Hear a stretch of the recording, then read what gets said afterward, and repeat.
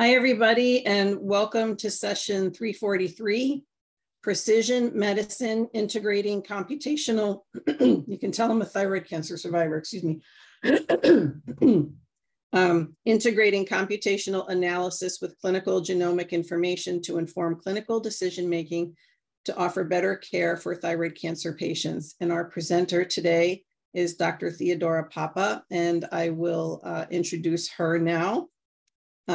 Theodora Pappa, MD, PhD, is an onco-endocrinologist and physician scientist committed to precision medicine in thyroid cancer.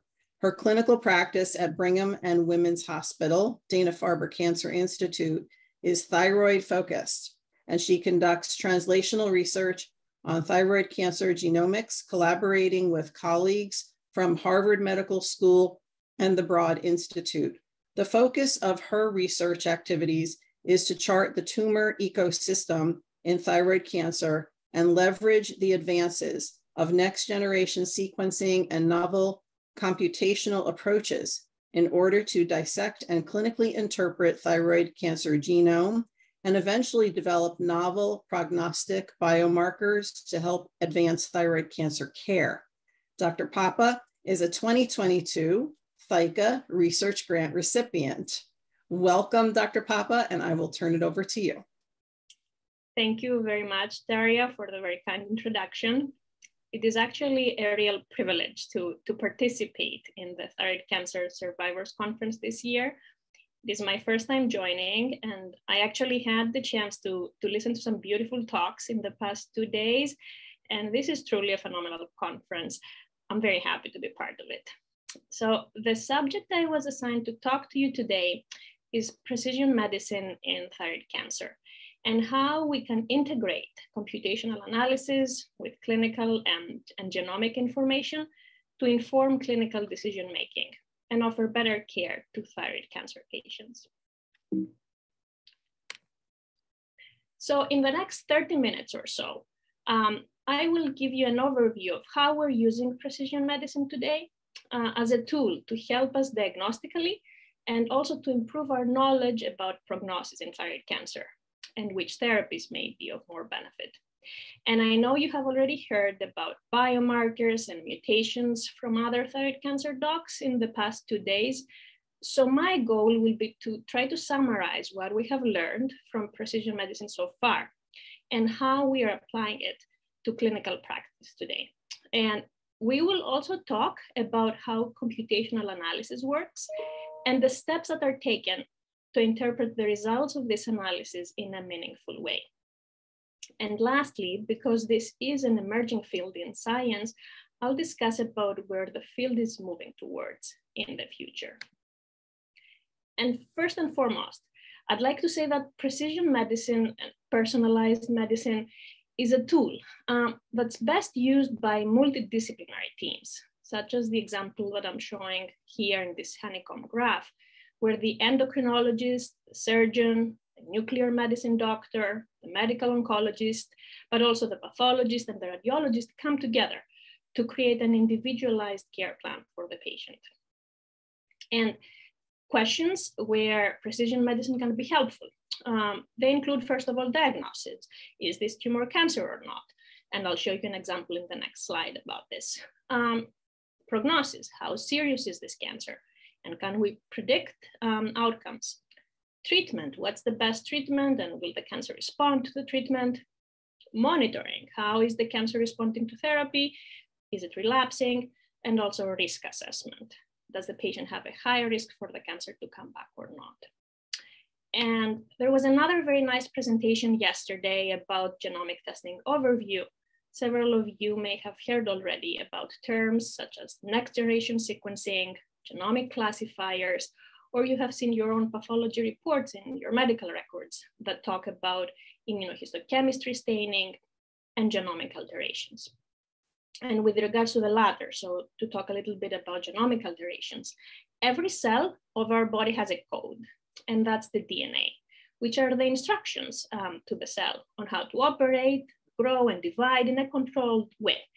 So sometimes changes to this code happen, which we call mutations or genomic alterations. So, and then the cells don't have instructions anymore or have their own instructions on how to operate. So they continue to grow and divide in an uncontrolled way. And this is how cancer may develop. Now, the only way to know if a genomic alteration exists is through performing genetic and genomic testing. So one example about how precision medicine can help in diagnostics, first of all, is the molecular testing that's now adopted widely when we evaluate thyroid nodules that undergo fine needle aspiration. And then the cytology results sometimes are indeterminate, particularly when we get results in the so-called Bethesda categories 3 and 4. And at those times, and in accordance with the ATA guidelines, the physician may consider repeating the fine needle aspiration biopsy and send a sample for molecular testing in platforms such as, for example, Afirma or ThyroSeq. So what happens is that the sample is tested for changes, so for alterations, in a panel of genes, and usually that's hundreds of genes, that have been validated against databases of thousands of thyroid nodule samples that have surgical information. And when this report comes back, the result is either negative or positive for malignancy. And then these reports also provide detailed information about the mutation that may be found, and also information about what may be the risk of recurrence once this mutation is present. And also if there are personalized treatments available on the basis of this mutation. And on the right side here, in this slide, you can see an example of such a report. In this case, it showed an NTRK fusion, which is actually a rare event in thyroid cancer.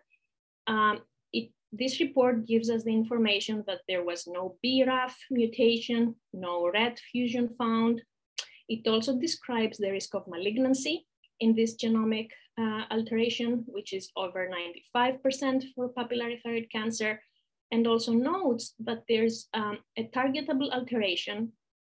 That means if that were to be needed, but there are directed therapies that are targeted specifically at this change in this pathway that this cancer uses and likes to use. So much of our knowledge about what is the genomic landscape in papillary thyroid cancer and what are the changes in the DNA code that thyroid cancer likes to use come from the Tumor Cancer Genome Atlas study that was published 8 years ago.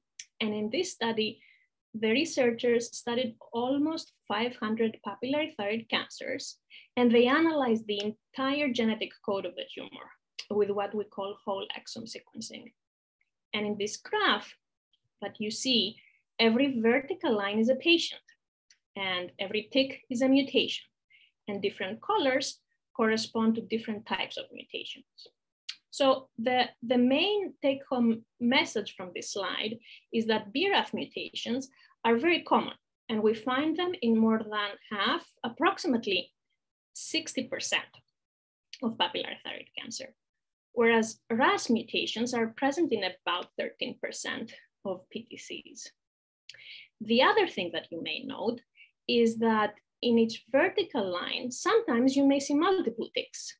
For example, you may see that the patient here has a BRAF mutation seen here in the top row, but they may also have a second mutation, for example, in the third promoter gene at the bottom row, which we have learned in recent years makes the cancer more aggressive. The other important contribution of this study is that it was able to reveal the oncogenic drivers. That means that the changes in the genetic code that drive the cancer in 97% of the tumors that were studied. It also showed that depending on their mutation and their overall genetic makeup, different tumors use different pathways to grow. And this has really advanced our knowledge about the signals that drive thyroid cancer and how we can attack them.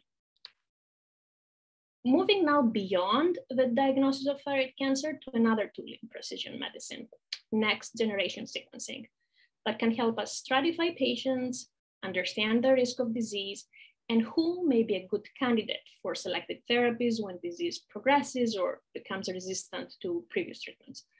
So next generation sequencing refers to testing for a panel of hundreds of genes that are known to be associated with cancer and searching for genomic alterations in a tumor sample. At Brigham and Women's and Dana-Farber Cancer Institute, we use an in-house built platform that's called OncoPanel, and there's other platforms out there. So the process starts with getting a specimen from a tumor biopsy or surgery collected, and this sample is then submitted for genetic analysis. So what we do, we analyze the sequence of the genetic code in the tumor sample. And after that follows a rigorous process that's called computational analysis, during which we want to make sure that the quality of our results is appropriate. And then we have to clean up and remove signals that are either innocent or they're frequent in the general population, so not really clinically relevant. And also remove the ones that are not actually true, but represent more of noise and background. And then we incorporate data from existing databases to finally come down to the gene mutations that are relevant for cancer and present in this tumor sample. And we can also gather information about the tumor mutational burden. That's a marker that tells us how many changes in the genetic code there are in each sample per megabase, and also some additional data, such as what's called microsatellite instability. And during this process, what we try to do is to further tailor tumor samples, and at the same time, of course, patients who have, for example, papillary thyroid cancer, as you can see in the lower left graph in gray, into different genetic subtypes, into different colors, as you can see in the middle lower graph. And by sorting them in different groups, we associate these genetic profiles with their disease risk. And also we hope that we can pair these profiles with targeted therapies that then block the pathways that their specific cancer likes to use to grow and survive, as you can see in the right lower graph. So over the past several years, we have learned a lot about the different pathways that thyroid cancer likes to use to grow and survive, and how the drugs we currently use, for example, nivatinib, cabozantinib, sorafenib, or are in development for thyroid cancer, work to block this pathway. And this graph is a summary of these mechanisms from an elegant review from Dr. Cabanillas and Dr. Ryder. And we will not go over the specifics of this very complex graph, but I wanted to point out two things. So one is that most pathways and targets implicate the tumor cell itself, as you can see in the center of the graph. But there are also several targets and respective drugs that involve neighbors of the cancer cell, such as the immune cells on the left side of the graph. And then also endothelial cells. These are cells that have to do with blood flow on the right side.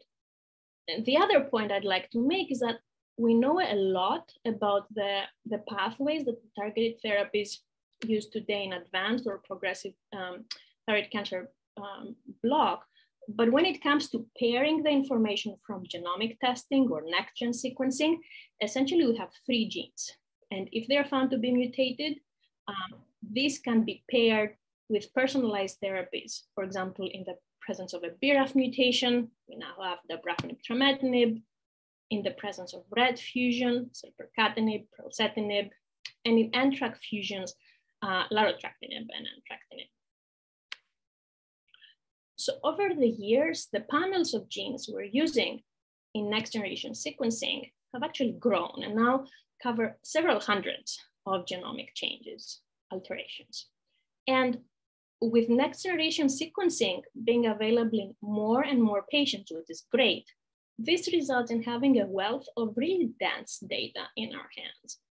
And while some of the data we can interpret and already have clinical applications for them, which is awesome, such as BRAF and RET and NTRK that I mentioned, there's still a lot of data that are waiting to be interpreted, and that can have great impact in patient care. So for the next part of my talk, I'd like to give you just a flavor of how we're working to interpret all this data that's generated in next-gen sequencing reports and where the field is moving towards as far as research is concerned, at least at the Brigham and Dana-Farber. And because precision medicine has made really great strides, but it's still an emerging field in science and in thyroid cancer.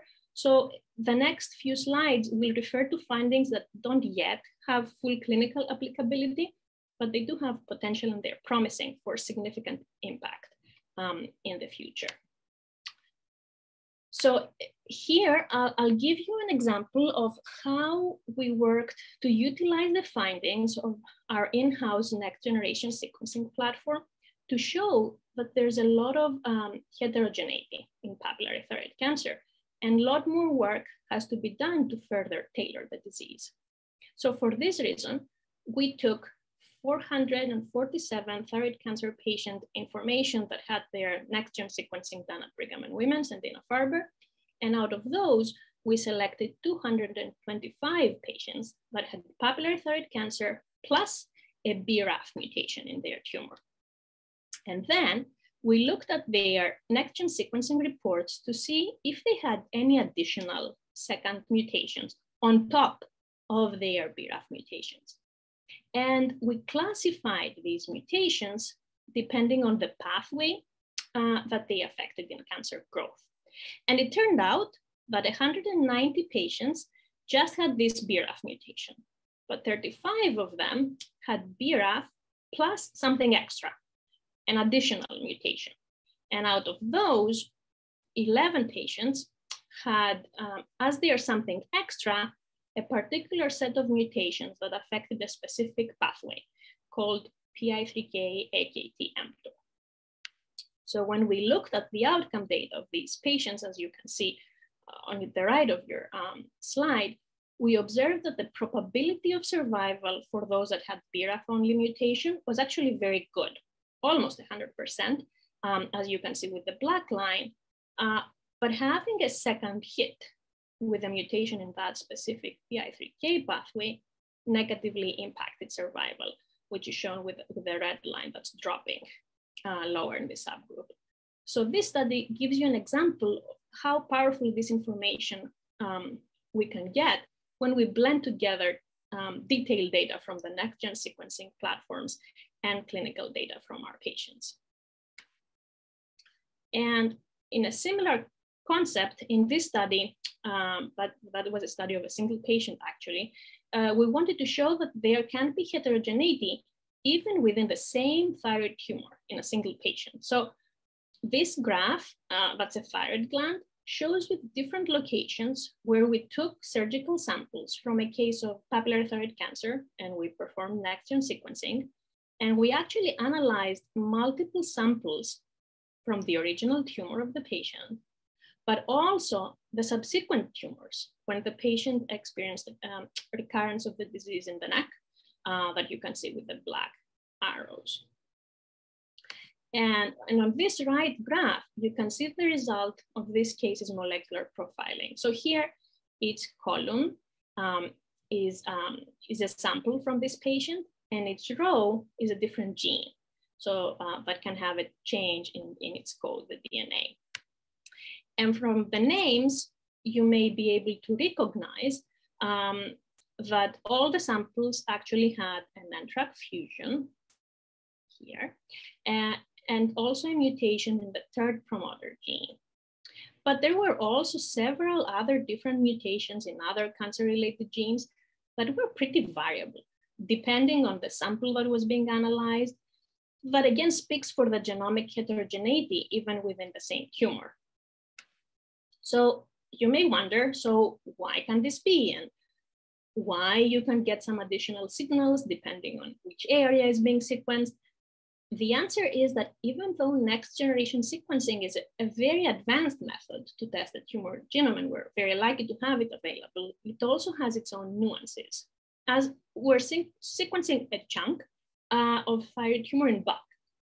And you can think of this as the result you get when you drink a smoothie. So when you drink it, you cannot really tell all the fruit that were used to make it and how much of each fruit, right? And this is something you could perhaps tell if you ate a fruit bowl, for example. But even then, the way that the pieces of fruit are thrown in this bowl can be different. from how they could be arranged, let's say in space, if they were in a fruit platter. So observing the differences between these three pictures I just described is similar to how we think about the genomic complexity of thyroid cancer in research here at the Brigham. And we're at the smoothie level right now, which is actually an amazing advancement, but we want to know more, to get more answers about how each cell in cancer works, so we can shut it down, something that we're working to do with single cell sequencing. And single cell sequencing is a very advanced methodology. It is used for research purposes only. And at research, it helps us dissect tumors at a very granular level. So this way, we can analyze several thousands of cells from a single tumor sample, and we can break them down into different populations. So interestingly, not all cells in thyroid cancer is tumor. Of course, there are tumor cells, and actually these are the most abundant cells we see, but there are also immune cells that have to do with fighting stress and cancer, and also stromal cells that work as an adhesive between other cells. And understanding how each of these populations work in cancer, how they communicate with one another, is very important. And hopefully, we expect that this will help us reveal the vulnerabilities of cancer and how we can attack it with the right drugs. So in the next two slides, I'd like to show you examples of this research using this single cell technology in real human thyroid specimens, and also take this as an opportunity to really thank the Thyroid Cancer Survivors Association again for your generosity, and express how truly grateful and honored I am to have our research supported by the ThyCa and the ATA Thyroid Research Grant this year. So on the left, you see a graph of normal thyroid tissue. And on the right graph, a tumor sample of papillary thyroid cancer from the same patient. Each of these samples was very tiny, about 3 by 3 millimeters in size. But when we analyzed them, each sample yielded over 5,000 unique cells that you can see in the graph. And each dot in these graphs represents a single cell, and each color represents a different cell population. So most cells are either normal thyroid follicular cells in the normal tissue, depicted in red, and then, or they can be cancer cells on the right on the tumor sample, again in red. But you can appreciate that we also see cells from other populations. For example, from the immune system, we call them T cells or macrophages, or stromal cells like fibroblasts that the tumor seems to have more of. So besides being able to tell how many different cells each sample has, single cell sequencing and computational analysis makes it possible to investigate which are the pathways that each specific cell cluster is using. And we can actually compare lower risk with more advanced cancers to understand what their differences are and how we can best distinguish them and attack them. And thanks to computational analysis and advanced software programs, we have prediction algorithms that can predict how the different cell groups interact and communicate with one another, similar to like being in a neighborhood. And you can see in this slide the different crosstalks that are happening between cell groups shown here in different colors and different knots. So this analysis really allows us to investigate at an unprecedented resolution what can be the programs that cancer is using. And I anticipate that once our project is completed, we will have significantly improved our knowledge about the mechanisms that thyroid cancer is using to progress, not only as far as the tumor cells, but also the cells of the immune system are concerned, and hopefully how we can predict these changes to tailor and adjust our treatment plans. And switching gears now, I'd like to talk about how studying immune markers in thyroid cancer can be of benefit in risk stratification. And this is more relevant in cases of poorly differentiated aplastic thyroid cancer, where immunotherapy can sometimes be used. So this abbreviation PDL1, this stands for Programmed Death Ligand 1. It's a protein that's considered to be an inhibitory factor in immune response. And it is a mechanism that the cancer can use to escape the recognition from the immune system. So the PD-1 axis is the target of immune checkpoint inhibitor therapies, such as pembrolizumab and nivolumab, but work to stimulate the immune system and activate T cells to attack cancer. In this slide, you can see results that people got when they stained for PDL1 in a case of lower risk thyroid cancer that seems to have fainter staining on the left side. And then there's some mildly positive staining in an intermediate risk thyroid cancer case, whereas staining becomes stronger in more advanced thyroid cancer cases. And we're working to develop scores. They're called immunoscores or immunoprofiles. So we can incorporate the information from this immune marker staining and associate it with clinical information, disease staging. And we know from other cancers that having a higher degree of staining for PDL1 can sometimes, though not always, predict better response to immunotherapy. And we're also using computational analysis to look at these tissue slides using artificial intelligence and extract the information as to, are there differences in this immune staining in the center of the tumor versus the periphery and where the tumor's edge is, and whether this may play a role in disease progression or response to therapy. And next, I'd like to mention liquid biopsy for cell-free and circulating tumor DNA testing, which is a non-invasive test. It requires a sample of blood, and that's it. What it involves is next-generation sequencing in the DNA fragments of the tumor that the tumor may shed after the tumor cells die and undergo a process that's called apoptosis. So when people have compared the results of liquid biopsies with tissue biopsies, these are data that we mainly got from the MD Anderson experience, there seems to be more concordance of results in anaplastic thyroid cancer, where the performance in differentiated and medullary thyroid cancer does not seem to be as good. But our hope is that liquid biopsy, once it's more developed, can hopefully help us early recognize if the disease has relapsed, even at the point where the scans are negative and we can't see anything, so we can be more proactive, and also help us understand resistance mechanisms if, for example, current therapies may not be working as well, by picking up new mutations that we could target.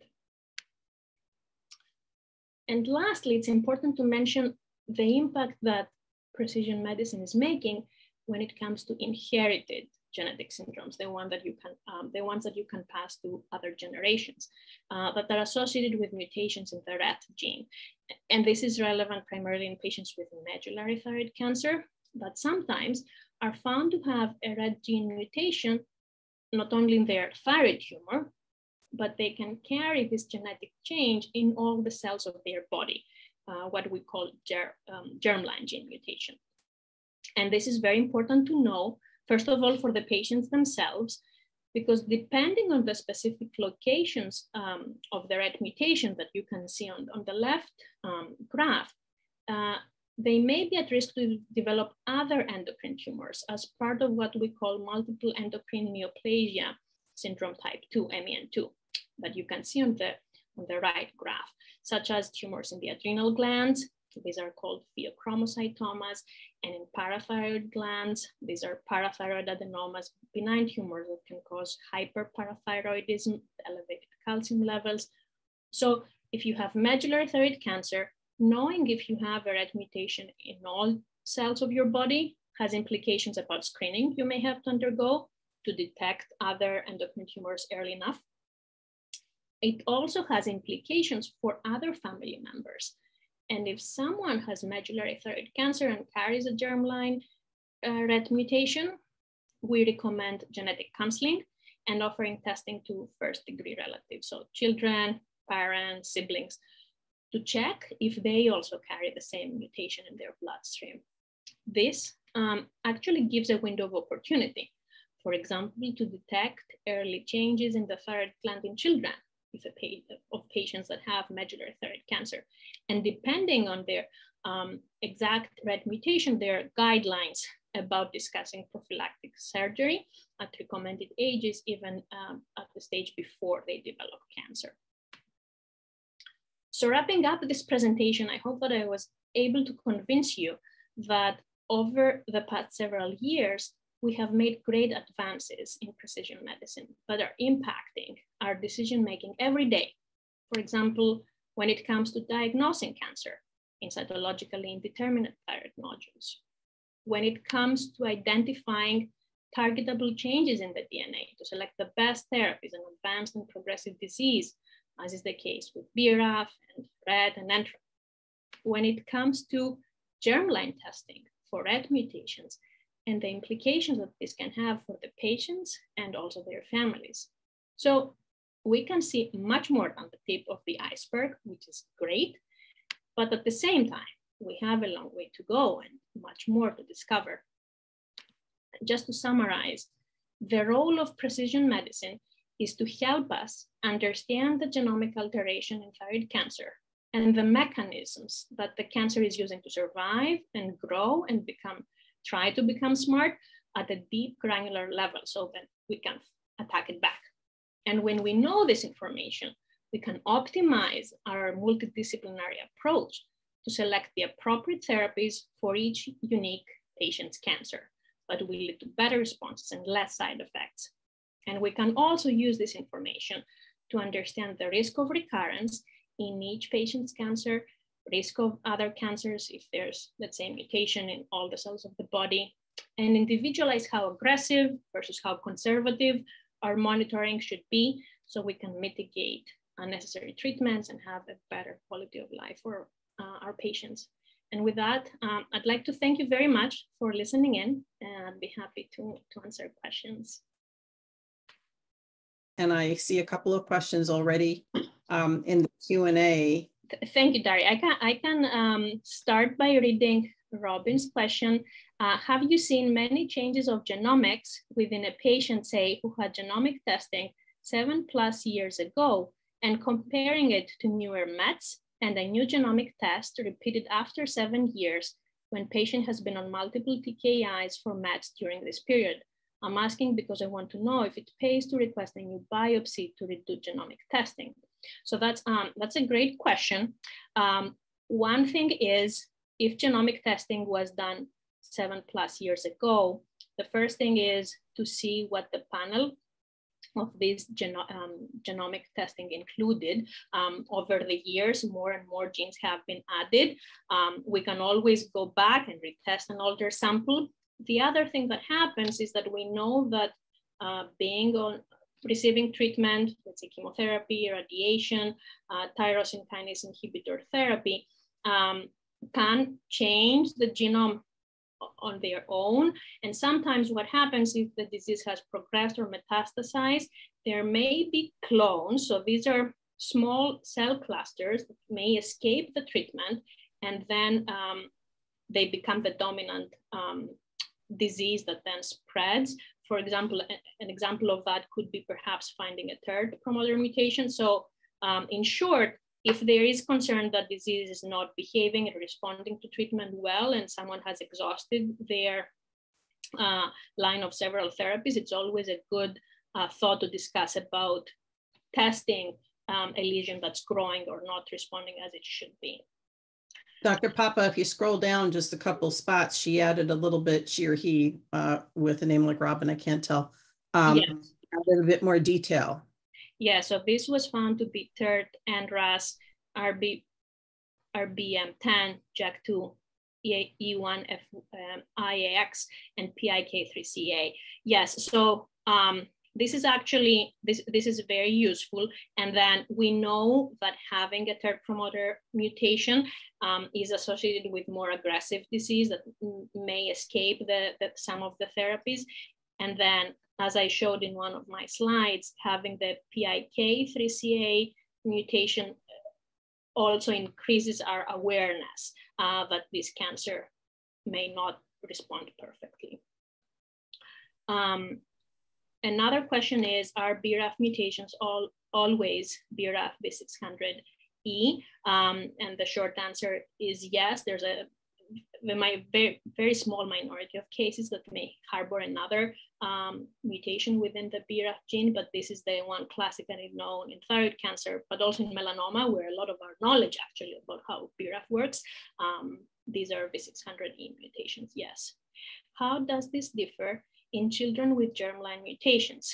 Yes, that's a great question. So the majority of what I talked about has to do with genomic testing, so testing for particular changes in the DNA within the tumor sample. So that means that these are mutations only in the tumor cells, but are not present anywhere else in the body. Germline mutations means that the mutation is present in all cells of the body. Typically, in the context of thyroid cancer, that becomes relevant in medullary thyroid cancer, and we're talking about the red gene for the majority of the cases. If a patient, let's say, is found to have medullary thyroid cancer and they are found to have a red gene mutation in their bloodstream, and then their offspring may be found to have the same mutation, depending on the exact location of the red gene mutation, we can offer screening.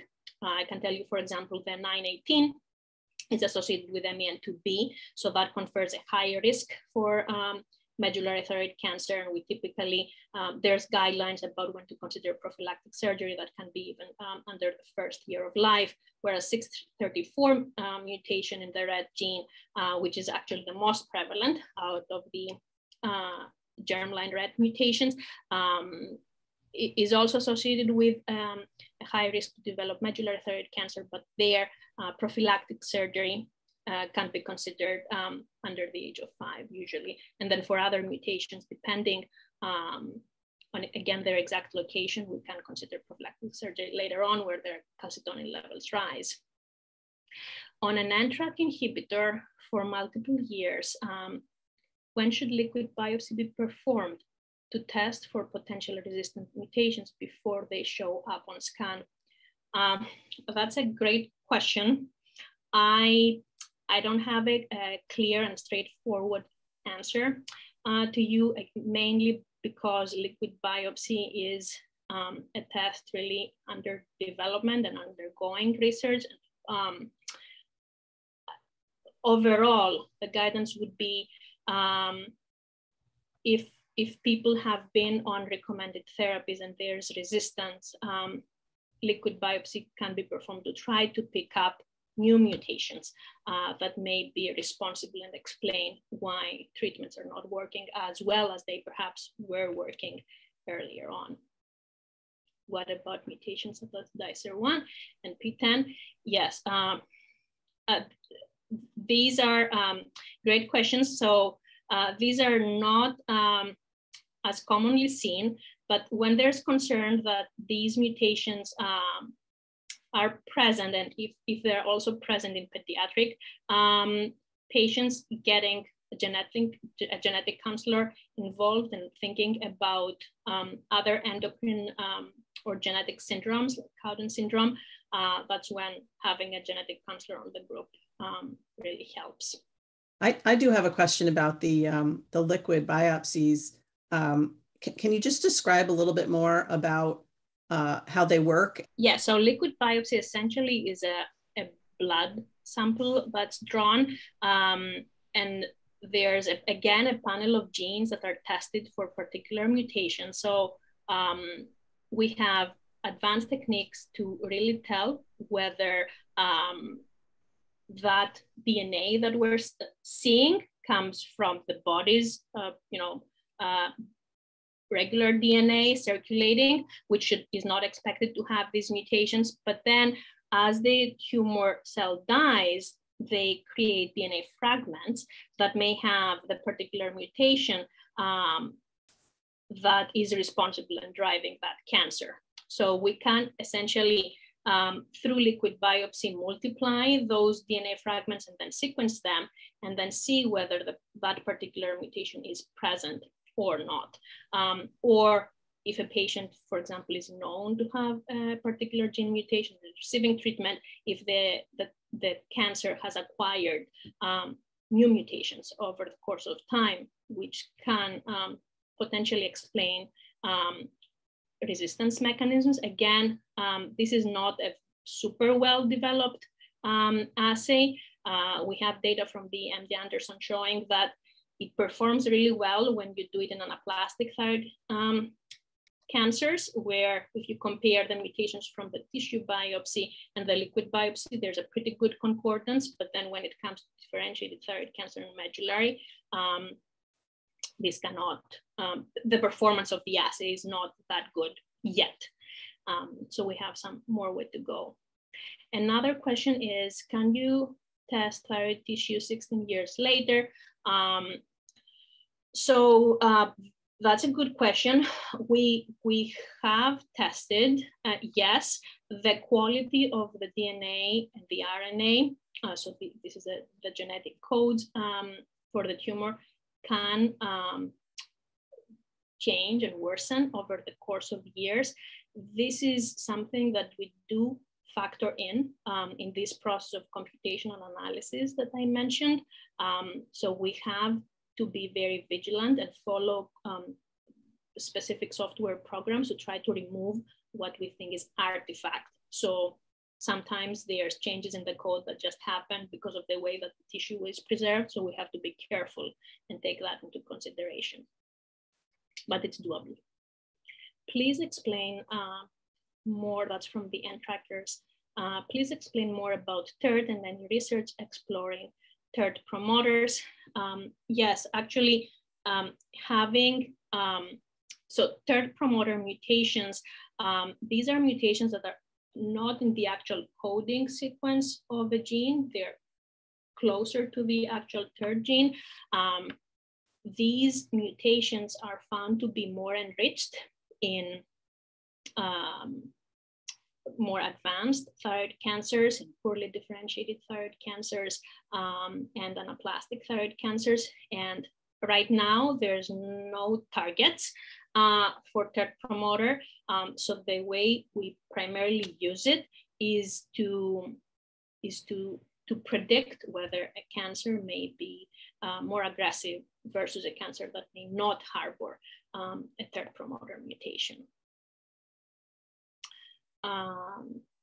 Another question is, with medullary in a parent and red in the germline, is it inevitable that children will get medullary thyroid cancer? That's an excellent question. That really depends on the specific location of the red germline mutation. So there was actually another presentation today about the genotype phenotype correlation. The risk is very high with two particular mutations, the 634 and the 918. The American Thyroid Association has tables that describes the risk associated depending on the location of each red mutation. Another question says, why did you say liquid biopsy does not work for MDC? So again, liquid biopsy is something that currently we're not performing at Brigham, so I don't have personal experience from our own data, at least yet, but we have experience, we've seen others. Liquid biopsy can sometimes be concordant with the tissue biopsy, but then when we compare the results in medullary thyroid cancers versus, for example, anaplastic thyroid cancers, we see that in anaplastic, there's much more concordance between the mutations that are picked up between the two tests, whereas in medullary, that sometimes may be missed, but sometimes it does work. So that's very dependent. And overall, I would say that this is a very exciting field of research, and hopefully it gets developed more over the years.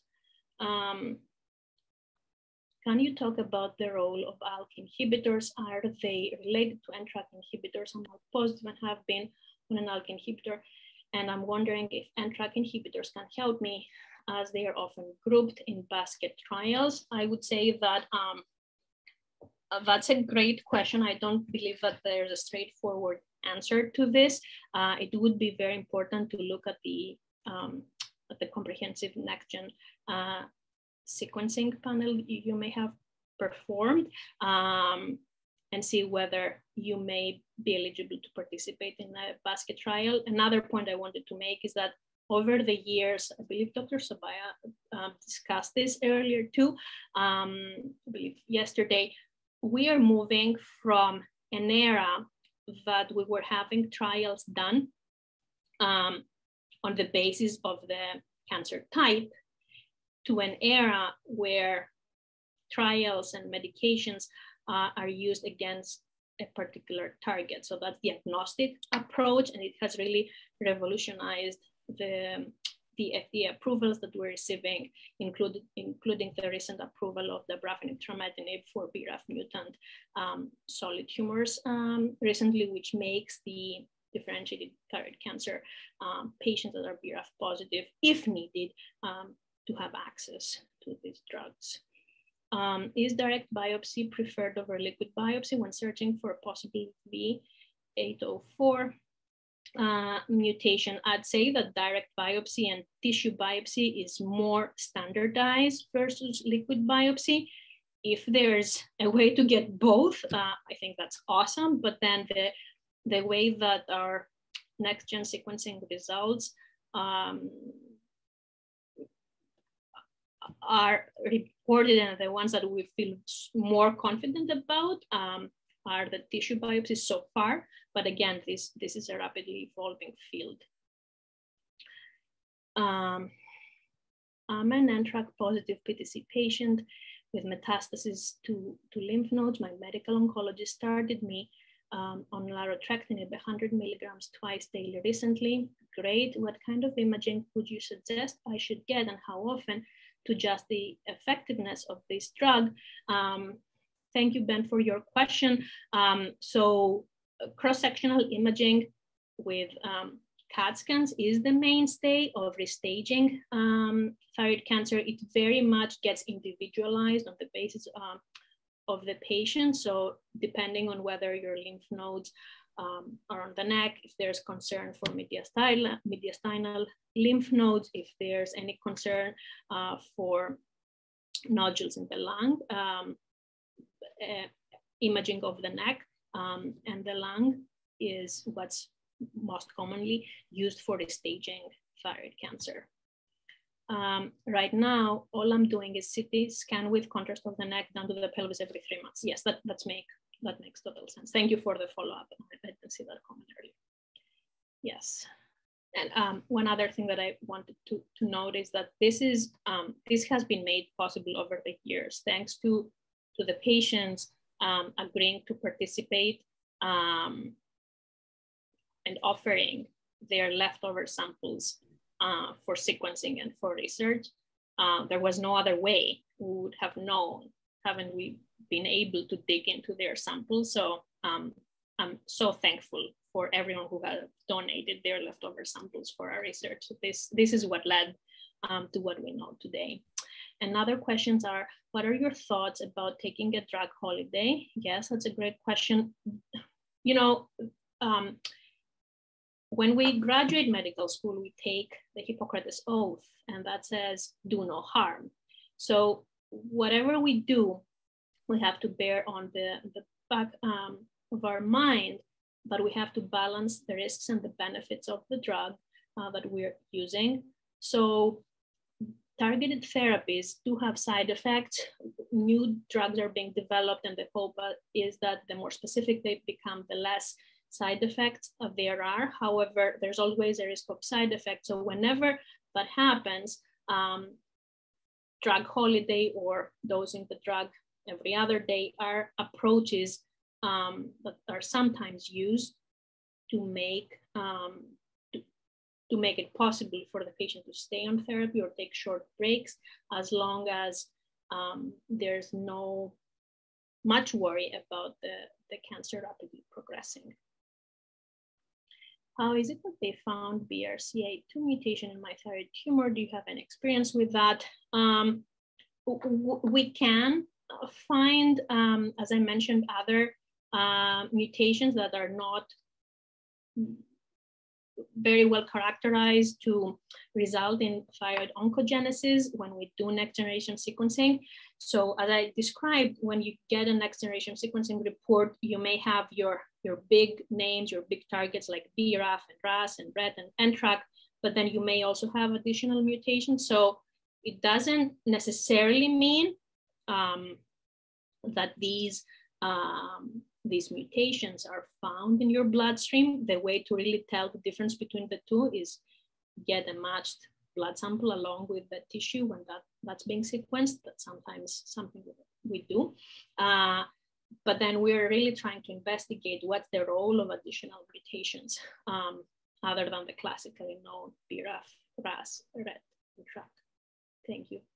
I recently had a liquid biopsy to look for a new resistance mutation after several years of self-percatinib. Since liquid biopsy is less accurate in MTC, how much should I trust my negative result? Thank you, Wendy, for your question. Again, I have to say that I think liquid biopsy has great potential. I cannot speak as to how much to trust or not trust a negative result, again, because we at least at Brigham and Women's and Dana-Farber, we don't have as much experience as perhaps your center has. So I would definitely check with your medical team. And it seems that they have these resources. So perhaps they can tell you like what the experience has been on other patients that have done liquid biopsy in MTC. And at this point, we're trying to gather information from all the centers of excellence to get more confident results. Ben says, I only see my endocrinologist once every 6 months. He has already administered 2 rounds of RAI and deemed I have RAI refractory disease. Now he only does blood work every 6 months, handling TSH suppression. He doesn't seem interested in helping me with other treatments. Should I expect more involvement in my treatment by an endocrinologist? Second opinion. So, you know, second opinion, overall, I believe it's always very good to be an advocate for yourself, and having a second opinion never hurts. I mean, active surveillance after radioactive iodine in disease that may be stable, in disease that's not progressing, in disease that may not be causing symptoms or affecting critical structure, active surveillance may be appropriate, and it's something that is done in several patients. So getting a second opinion and perhaps validating the approach that's already used by your endocrinologist, or getting another set of eyes to look at your case and seeing whether there's anything else that perhaps could be offered, is always a good opinion, always a good thought.